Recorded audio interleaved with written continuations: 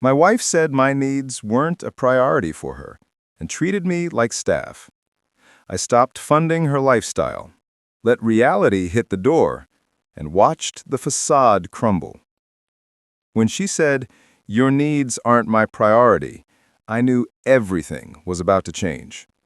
But what she didn't realize was that I was about to make her supposed priorities completely unsustainable. It was a Wednesday night, and I had just gotten home after a long day at work. The house was a mess, dinner hadn't even been started, and she was getting ready to go out for her third girls' night that week. When I mentioned that maybe we could spend some time together, or that I was hoping for a home-cooked meal after working a 10-hour day, she didn't even look at me, busy applying makeup. That's when she uttered those 7 words that would echo in my head for weeks. "Your needs are not my priority." She said it so casually, as if commenting on the weather. Then she grabbed her purse and walked out the door, leaving me standing in the kitchen like some kind of afterthought in my own home. For months, I'd been watching this slow transformation happen. She had fallen into a new social circle of women who seemed to think marriage was some kind of burden they needed to escape at every opportunity. Book clubs that were really wine nights, yoga classes that turned into shopping sprees, weekend trips I was somehow never invited to, even though my credit card always seemed to fund them. I used to think I was being supportive. When she wanted to take up photography, I bought her a $1,500 camera. When she decided she needed a girls' trip to recharge, I covered all the household responsibilities and paid the bill. When she started a new workout routine that required expensive supplements and a premium gym membership, I adjusted our budget to make it work.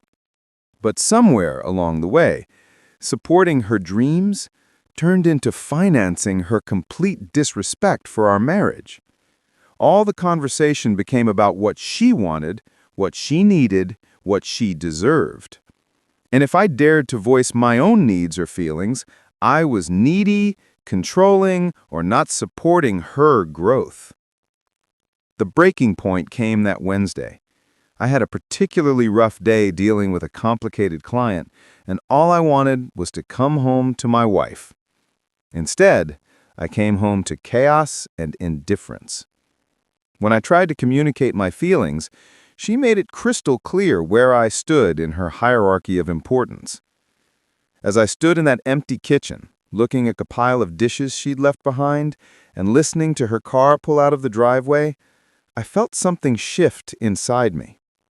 It wasn't disgust, not exactly anger, but clarity. A cold, perfect clarity about what needed to happen next. I had spent years making her life comfortable, convenient, and financially viable. Every priority she claimed to have was built on the foundation I provided. Her social life, her hobbies, her freedom to pursue whatever whim of the week, all of it existed because I made it possible. She wanted to make it clear my needs weren't a priority to her. Fine. I was about to show her exactly what happened when her priorities lost their main source of support. What she failed to grasp in her declaration of independence was simple. I wasn't just her husband. I was the infrastructure that made her entire lifestyle possible. That night, while she was posting pictures of her girls' night on social media and I was eating a sandwich alone, I started a list. Every bill I paid, every convenience I provided, every way I eased her life so she could focus on her supposed priorities. It was a long list. And when I finished writing it, I was smiling for the first time in months. She felt my needs weren't a priority for her. Tomorrow, I would start showing her what it looked like when her priorities weren't mine either. The next morning, I woke up with a sense of purpose I hadn't felt in years. While she slept until noon, recovering from yet another night, prioritizing everything but our marriage, I sat at the kitchen table with my coffee and truly audited the financial reality of her supposed independence. The numbers were staggering. Her monthly girls' nights alone cost more than many people's car payments. The premium gym membership she insisted she needed, $200 a month. The organic meal delivery service she said saved her time for more important things, another $300. Her photography hobby had evolved into a $5,000 collection of gear gathering dust in the guest room. But it wasn't just the big expenses. It was the 1,000 little ways I had been sustaining her lifestyle without even thinking. I paid for the premium streaming services she used to binge-watch shows with her friends. I bore the higher utility bill because of her constant need to keep the house at the perfect temperature. I even paid for the special organic skincare products she ordered online every month. And then there were the services I provided personally. Every day, I made sure her car had gas and was clean. I handled all the home maintenance. When she needed something picked up, dropped off, or handled, I was the one who adjusted my schedule. I had become her personal assistant, and she had gotten so used to it that she forgot it wasn't automatic. The most telling part of my audit was realizing how much her social status depended on things I provided. Her friends envied her freedom to pursue her interests, unaware that this freedom was subsidized by a husband she had just declared irrelevant. They admired her spontaneous lifestyle, oblivious to the fact that someone was managing all the boring adult responsibilities that made spontaneity possible. She had created this image of herself as an independent woman living her best life. But the foundation of that life relied entirely on me continuing to play the role of the invisible support system. The irony was delicious. Around 2 p.m., she finally emerged from the bedroom, still in her pajamas, scrolling through her phone to catch up on whatever drama had unfolded in her social circles overnight. She barely acknowledged my presence as she made her breakfast, already planning her next outing. "The girls want to try that new brunch place this weekend," she announced, not asking, just informing me of another expense I was supposed to cover. "They say it's amazing, but it's a little pricey." "Sounds fun," I replied, typing notes into my laptop. She assumed I was working, which I technically was, just not the kind of work she expected. That afternoon, I started making some calls. First, I reached out to the credit card companies to add spending alerts for any purchase over $50. Not to block anything yet, just to be informed.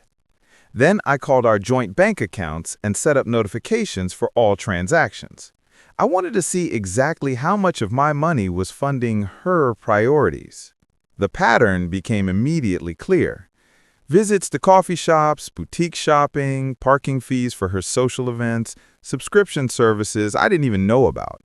Her financial footprint was like watching water disappear through a sieve, and I was the one constantly refilling the bucket. But the real revelation came when I started tracking her time. For someone who claimed to be too busy to prioritize her husband's needs, she had an impressive amount of time for everything else. Book club, yoga, shopping, lunch dates, weekend trips, spa appointments, photography outings that never produced any actual photography. I started documenting everything with the precision of an accountant. Every dollar spent, every hour invested in her priorities, every convenience I provided that she took for granted. By the end of the week, I had a full picture of how unsustainable her lifestyle would be without my support. The best part was she had no idea this was all happening. She was too busy posting about her fulfilling life and her self-discovery journey to notice that someone was quietly taking inventory of what made that journey possible. On Friday night, she announced another girls' night, this time at a fancy restaurant downtown.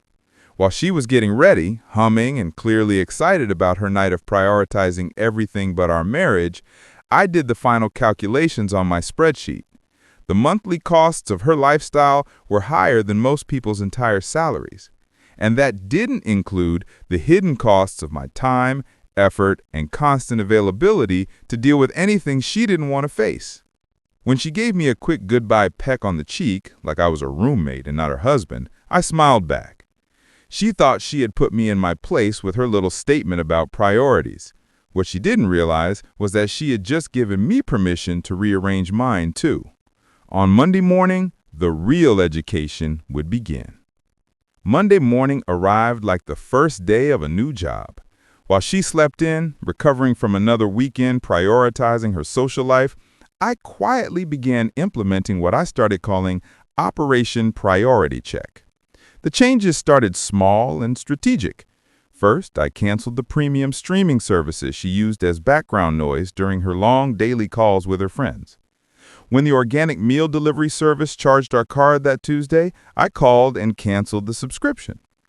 As for the expensive gym membership, I removed my payment authorization and informed them she would need to handle her own bill from now on. I wasn't being vengeful, I was being practical. If my needs weren't a priority for her, then funding her priorities wasn't one for me either. The beauty of my approach was that none of these changes were immediately obvious. She had enough freezer meals to last a few days, downloaded episodes to keep her occupied, and her gym membership wouldn't expire for another 2 weeks. By the time she noticed, I would already have several other adjustments implemented. Next, I tackled the services I personally provided. On Tuesday morning, I left for work without my usual routine of checking her car, setting the thermostat to her preferred temperature, or having her favorite coffee ready. Small things, but things she had grown accustomed to being automatically provided. That afternoon, she called me at work, a note of irritation in her voice. "The internet seems slow today, and I can't figure out why Netflix isn't working right." "That's strange," I replied, knowing exactly why. "Maybe try calling the provider." "Can't you just fix it when you get home? You're better with that technical stuff. I'm going to be pretty busy tonight." "Are you capable of making a phone call?" There was a pause. She wasn't used to me not immediately jumping to solve her problems. "Fine, I guess I'll figure it out myself."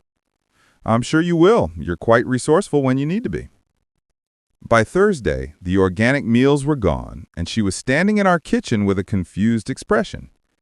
"The delivery service skipped this week." "I wouldn't know," I said without looking up from my laptop. "Maybe you should check with them directly." "Don't you usually handle all those subscription things?" "I handle a lot of things that aren't a priority for you. Maybe it's time for you to take control of your own priorities." She stared at me for a moment, trying to process this shift in our usual dynamic. I could see the gears turning in her head as she realized she'd either have to go grocery shopping or sort out the meal service herself. "I have plans with the girls tonight," she said, as if that explained why meal planning wasn't possible. "Sounds like you'll need to set some priorities then." Then the weekend brought the real test. She had planned another expensive brunch with her social circle, assuming, as always, that I would cover the cost. When her card was declined at the restaurant, she called me in a panic. "There's something wrong with my card. Can you transfer some money to my account?" "What's the emergency?" "I'm at brunch with everyone, and my card isn't working. This is embarrassing." "Have you checked your account balance recently?" "You know I don't pay much attention to that stuff. You handle the finances." "I handle our shared expenses. Your social activities are your responsibility as they are your priority." The silence on the other end of the line lasted so long, I thought the call had dropped. "Are you being serious right now? You're going to let me be humiliated in front of my friends?" "I'm not letting anything happen. You're experiencing the natural consequences of not managing your own priorities. Sort it out." I hung up and turned off my phone for the rest of the afternoon.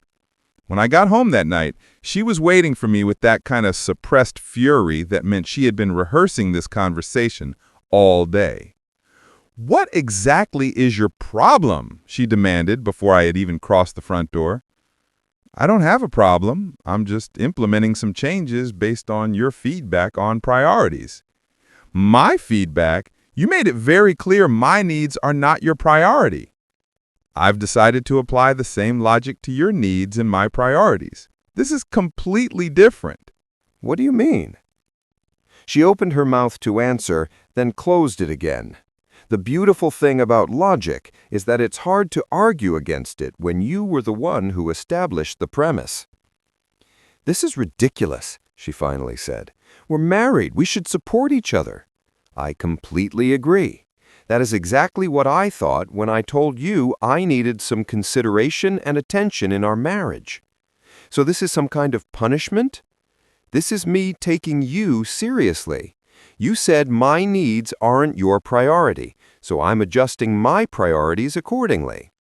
It's actually very respectful of your position. She stood there, clearly struggling with the fact that I wasn't backing down or apologizing for implementing exactly what she had declared. "We need to talk about this properly," she said finally. "Absolutely. But first, maybe you want to sort out that meal delivery situation. And the gym called about updating your payment method, and I think there are a few other priorities that need your attention." As I walked past her toward my office, I could feel her stare on my back. For the first time in months, I was the one setting the terms of the relationship. The confrontation I expected finally came on a Sunday morning.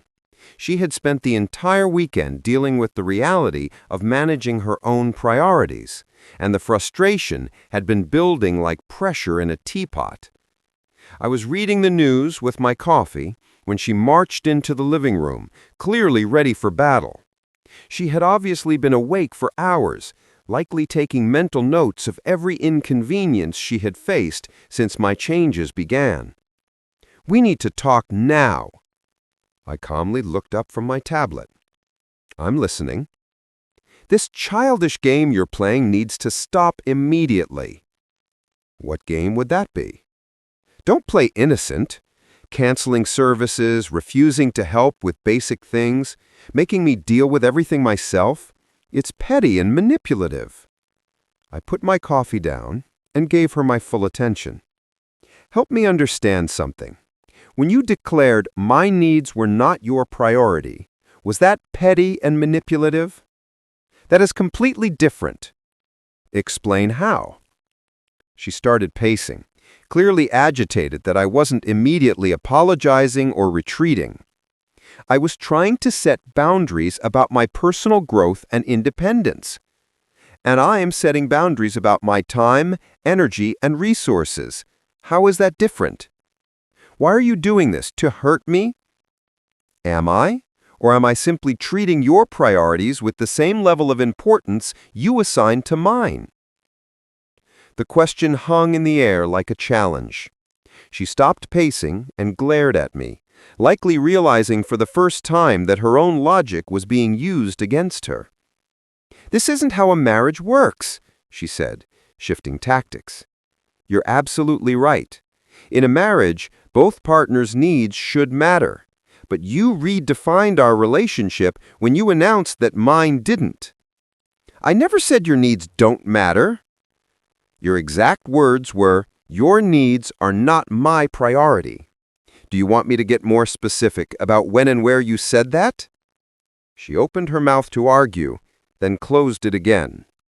"Look," she said, trying a softer approach, "maybe I could have expressed myself better, but you are taking this way too far." "Am I? Let's examine what actually happened. You wanted independence from having to consider my needs. I gave you that independence. You wanted the freedom to prioritize other things. I stopped interfering with those priorities. You wanted to make your own choices without my input. Now you can. But you also said you can't afford to do everything yourself." There it was, the admission I had been waiting for. "That's interesting," I said, leaning back in my chair. "So your independence and your ability to treat my needs as irrelevant hinges entirely on me continuing to subsidize your lifestyle." Her face flushed as she realized what she had just revealed. "That is not what I meant." "It is exactly what you meant. You want the freedom to dismiss me as irrelevant while retaining all the benefits of having me around to pay for that freedom. You're twisting everything." "I am clarifying everything. For months, you have treated me like some kind of automated support system that exists to smooth over your life while you chase more interesting priorities. The moment that support system starts operating differently, suddenly we need to talk about how marriage works. She sank heavily onto the sofa opposite me, finally beginning to grasp the full scope of what was happening. "So what do you want?" she asked quietly. "I want you to understand that respect is not optional in a marriage. I want you to acknowledge that my needs and feelings matter just as much as yours. And I want you to admit that the lifestyle you have is unsustainable without a partnership. If you do that, then we can discuss rebuilding this marriage on terms that work for both of us. But if you think you can apologize your way back into the old arrangement where I provide everything while you prioritize everything else, you are mistaken." She was quiet for a long moment, processing the reality of her situation. When she finally looked up, I could see the calculation in her eyes as she realized her options were more limited than she supposed. "This feels like blackmail." "It's consequence. The difference is that blackmail involves threats about things that haven't happened yet. Consequence involves the natural results of choices that have already been made." "So you're saying I have to choose between my independence and our marriage?" "I'm saying you have to choose between treating me as irrelevant and continuing to benefit from my presence in your life. You can't have both." The silence stretched between us as she wrestled with the reality she had never had to face before. Her priorities were only sustainable because someone else had managed all the unglamorous necessities that made them possible. "I need to think about this," she said finally. "Take all the time you need, but while you're thinking, remember that I will not continue to finance a lifestyle that doesn't include mutual respect and consideration." As she left the room, I could see the gears turning. For the first time in our marriage, she would have to decide what she truly valued more, her image of independence or the partnership that made that image possible. The ball was in her court, but I had made sure she understood the real rules of the game. I should have expected what came next, but even I was impressed by how quickly she mobilized her support network. By Tuesday night, the calls started coming in. First was her sister. "Hey, I heard you and your sister are going through a rough patch." She's very upset. "We're working through some things," I replied calmly. "She said you cut off all her credit cards and canceled her gym membership? That seems pretty extreme." "I didn't cut off anything. I simply stopped paying for services that are not joint household expenses. She's free to keep any subscription she values using her own resources.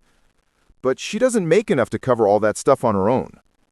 Then she might need to prioritize what's most important to her." There was a pause. "Look, I know my sister can be difficult sometimes, but cutting her off financially completely seems harsh. Did she mention why I made these changes?" "She said you two argued over spending time together." "Did she mention that she told me my needs were not a priority for her?" Another, longer pause. She said something about needing space to focus on herself, right?" "So, I'm giving her exactly what she asked for, the space to focus on herself and manage her own priorities." The conversation ended soon after, but it was just the start. Wednesday brought a call from her mother, this one more direct. "I raised my daughter to expect better treatment from her husband." "I'm sure you did. What specifically about my treatment concerns you?" "You are punishing her for wanting a little independence in her marriage." "I'm actually supporting her independence by allowing her to be fully responsible for the things she declared were her priorities." "That's not how a marriage works. You support each other in everything." "I completely agree. That's exactly what I tried to explain to your daughter when she decided my needs weren't worth considering. She's going through a difficult time trying to find herself. And I'm going through a difficult time being married to someone who decided I wasn't worth finding time for." The call ended with her mother, clearly frustrated that I wasn't backing down or apologizing for my unreasonable expectation of mutual respect. Thursday brought the most interesting call of all, one from one of her friends from the social circle, trying a different approach.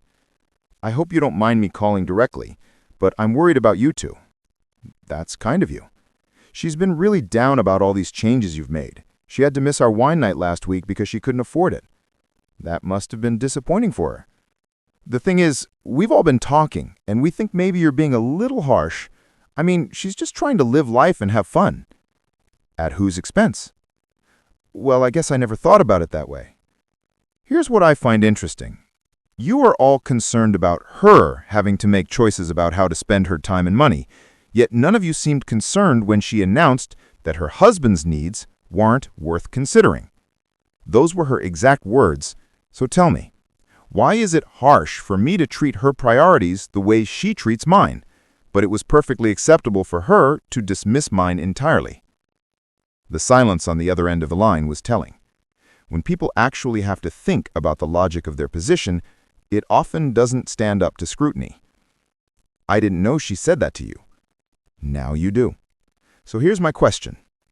If you were married to someone who said your needs weren't a priority to him, how would you handle it? "I guess I'd be really hurt." And if that person then continued to expect you to bankroll their lifestyle while treating you as irrelevant, what would you do? I see your point. Friday night brought the most pathetic attempt yet. She had clearly coached her younger sister to call and try the guilt approach. "She's been crying every day. She says you become cold and cruel." Did she mention why I may have become less accommodating? "She said you fought because she went out with her friends." Did she mention that she told me my needs don't matter to her? She wouldn't say something like that. Ask her.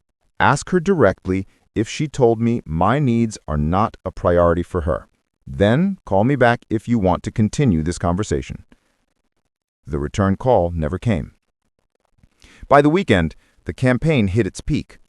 She had apparently painted herself as the victim of an unreasonable husband who had suddenly become controlling and vindictive. But the truth is, it has a way of coming out when people start asking the right questions. Saturday afternoon, I ran into her brother at the hardware store.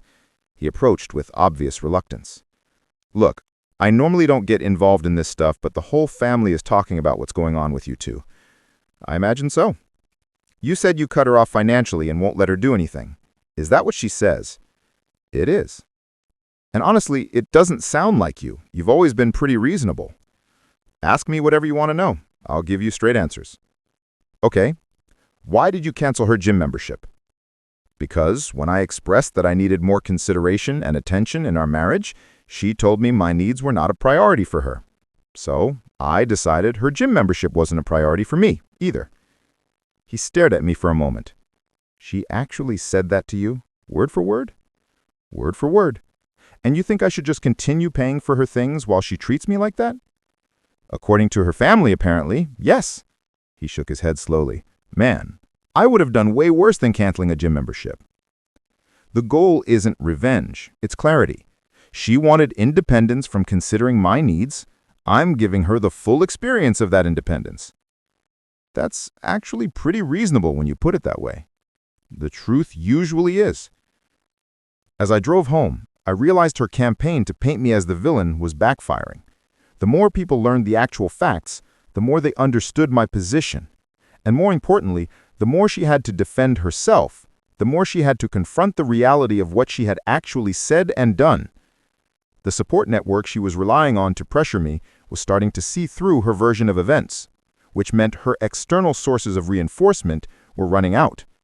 Soon, she would have to deal with the situation directly instead of expecting others to solve it for her.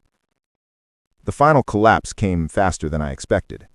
3 weeks after her support network started hearing the real story, she was sitting across from me at the kitchen table, looking like someone who had finally run out of options. Her photography gear, which had been gathering dust for months, was now listed on several resale platforms. The expensive skincare routine had been replaced with drugstore alternatives. Her social calendar had been drastically reduced to events she could actually afford on her own salary. And most telling of all, she had started doing things around the house that she had previously considered beneath her. laundry, meal planning, actually cleaning instead of just moving things around. The woman who was too busy chasing her priorities to care for our home was suddenly finding time for household responsibilities. I've been thinking about what you said. Her voice lacked the confrontational tone it had carried for months. And I think I understand now what it feels like to have someone treat your needs as unimportant. I waited for her to continue. When I couldn't afford to go out with my friends anymore, and they started making plans without checking if I could come, I realized what it's like to be an afterthought. When my gym membership expired and I had to start working out at home, I understood what it meant to lose something I took for granted. She paused, clearly struggling with what came next. And when I had to start handling all the little things you used to do automatically, I realized how much I depended on you while treating you as if you were irrelevant. Go on. I was wrong about everything. My needs were not more important than yours, and declaring that yours were not my priority was cruel and unfair. I studied her face, looking for signs that this was another manipulative tactic, but the weariness in her eyes and the genuine humility in her voice suggested otherwise. What changed your mind? Reality. Living without your support showed me that my supposed independence was completely artificial.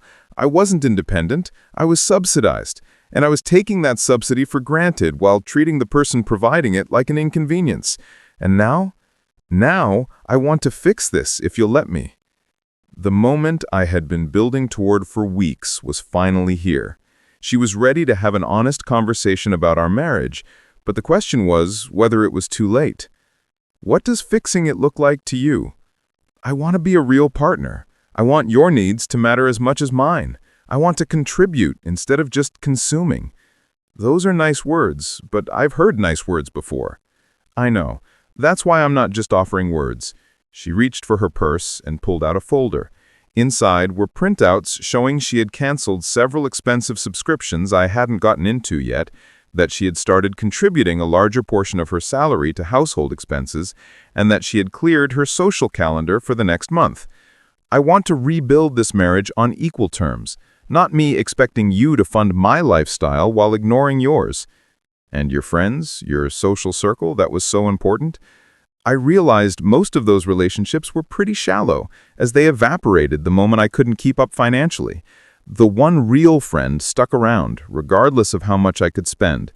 She looked directly at me for the first time in months, with what felt like genuine respect. I also realized that I was treating the most important relationship in my life worse than I would treat a casual acquaintance, and that's not the person I want to be. I leaned back and considered her words. The transformation was remarkable, but I had learned not to trust quick changes. That sounds promising, but I need you to understand one thing. I will not go back to being taken for granted. I will not go back to having my needs dismissed, and I will not go back to funding a lifestyle for someone who treats me as optional. I understand. Do you really? Because 3 weeks ago you were trying to get your family to pressure me into accepting disrespect. Now you're here talking about equality and partnership. That's a pretty dramatic shift. It took losing everything I thought I wanted to realize what I actually needed. A husband who respects me enough to expect mutual respect in return. A partner who won't allow me to take him for granted. Someone who values himself enough to set boundaries. The irony was not lost on me. By refusing to accept being treated as irrelevant, I had apparently become more attractive to her than I had been in years. So where do we go from here?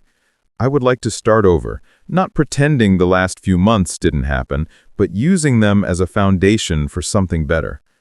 I looked at this woman who had been my wife for years, but who had somehow become a stranger, focused entirely on her own priorities.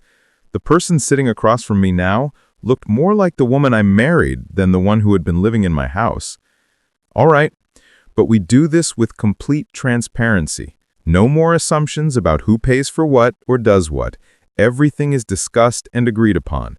And if you ever decide again that my needs are not your priority, this conversation is our last. Understood?